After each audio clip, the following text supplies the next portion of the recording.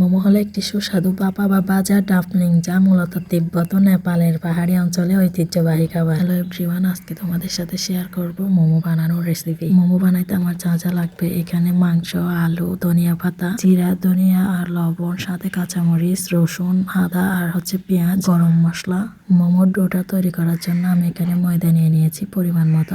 এবার আমি ময়দার মধ্যে পরিমাণ মতো লবণ দিয়ে আর একটু তেল দিয়ে দিচ্ছি। এরপরে পানি দিয়ে একটা ভালো করে পারফেক্ট ডো করে নিব। মোমোর ডোটা ঠিক আমার মতো করে আলতো হাতে মাখাইতে হবে, কোনো ধরনের শক্ত করা যাবে না। ডোটা যদি শক্ত হয়ে যায় তাহলে পারফেক্ট শিট হবে না। এবার আমার রেস্টে কিছুক্ষণ রেখে দিতে হবে ডোটাকে। ডোটা রেস্টে রাখার পরে আমি একটা পাত্রের মধ্যে পানি নিয়ে নিচ্ছি, বাকি সবগুলো কেটে নেব ধুয়ে। আজকে যেহেতু চিকেন মোমো বানাচ্ছি তাই আমি এখানে চিকেন ধুয়ে নিলাম, এরপর আলু ধুয়ে উঠাই নিচ্ছি। এরপরে ধনিয়া পাতা, কাঁচামরিচ, পেঁয়াজ, রসুন সব উঠাই নিচ্ছি। সব কিছু উঠে নেওয়ার পর আমি এবার আলুগুলোকে ছিলে নেব, আলুতে যাতে কোনো ধরনের চিলকা না থাকে। তারপর চিকেনটাকে আবার একবার ধুয়ে সুন্দর করে নিয়ে নিচ্ছি কাটার জন্য। একদম ছোট ছোট কিউব করে একদম কিমা করে নিব। এরপরে সুন্দর করে আবারও ছোট ছোট করে কাটতেছি, যতক্ষণ না একদম ছোট ছোট একদম মিনি সাইজ হয়ে যাচ্ছে ততক্ষণ কাটতে হবে। চিকেনগুলো কিন্তু কাটা শেষ হয়ে গেল। এবার আমি একটা প্লেটের মধ্যে নিয়ে নিলাম। এরপরে আলুগুলোকে একদম ছোট করে করে ঠিক মাংসের মতো করে কাটতে হবে। আলু কাটা শেষ, এবার আমি পেঁয়াজ কাটতে চলে আসলাম। পেঁয়াজগুলোকে একদম ছোট ছোট করে সাইজ করে কেটে নিচ্ছি। যত বেশি পেঁয়াজ দেওয়া হয় মোমোর মধ্যে অত বেশি মজা। তারপর আদা আর রসুনকে কুচি কুচি করে কেটে নিচ্ছি। মরিচ, ধনিয়া পাতা সবকিছু কাটা শেষ, এবার একটা পাত্রের মধ্যে নিয়ে নিলাম। তোমরা চাইলে এখানে আরো মশলা অ্যাড করতে পারো, এতে কোনো প্রবলেম হবে না।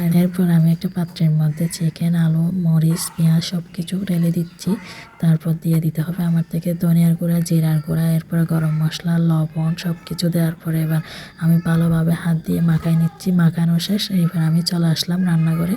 চুলার মধ্যে চুলায় একটা কড়াই বসাই দিলাম। কড়াইতে তেল দেওয়ার সাথে সাথে তেলটা গরম হয়ে আসার সাথে সাথে আমি চিকেনের কিমাটা দিয়ে দিলাম। কিমাটা দেওয়ার পরে একটু মিক্স করে নিচ্ছি, এরপরে কষায় নামাই ফেলতেছি। এই তো হয়ে গেল কিমাটা। এবার আমি রেস্টে রাখা ডোটা নিয়ে নিলাম। নেওয়ার পরে আমি সমান করে লেচি কেটে নেব। লেচিগুলো যতই সমান হবে একদম ততই পারফেক্ট হবে সব মোমোগুলো। এবার একটা লিচি নিয়ে এরপরে হাত দিয়ে শেপ দিয়ে ভালোভাবে গোল করে নিয়ে তারপর আমি বেলে ফেলতেছি। ঠিক একইভাবে আমি সবগুলো লেচি বেলে ফেলবো। তোমরা আমার লিচিগুলো বেলা দেখে বুঝতে পারছো কতটা পারফেক্ট এবং কতটা সফট হয়েছে। তোমরা যদি এরকম সফট মোমোর ডো তৈরি করতে পারো, তোমাদেরও কিন্তু লিচিগুলো এরকম করে ফেলবে।